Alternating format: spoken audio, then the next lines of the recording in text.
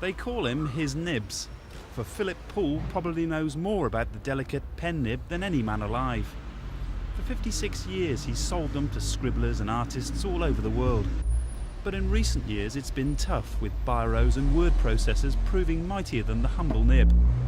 But Philip carries on regardless, working 7 days a week and knowing every nib in stock. Yes, you can get quite attached to some of these nibs, particularly the ones that are very rare. This three-pointed pen holder, which was used when we had pounds, shillings and pence for accountants to rule the cash columns down a sheet of paper. This is a fascinating example. It's used for drawing the staves for music lines.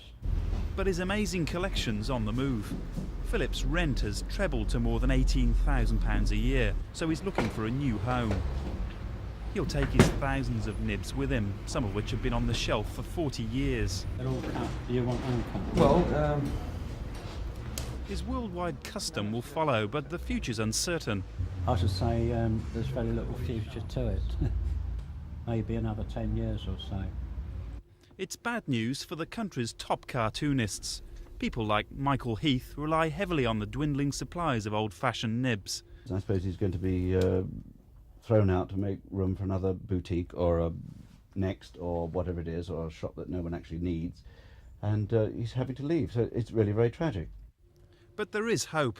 Philip says at 80 he's not ready to retire, so he's looking for a new shop for himself and his nibs. Chris Bishop for Thames News. Coming up after the break, how the police are tackling the truancy problem. On the catwalk, the hairiest hairstyles. And on ice, the search for a new star.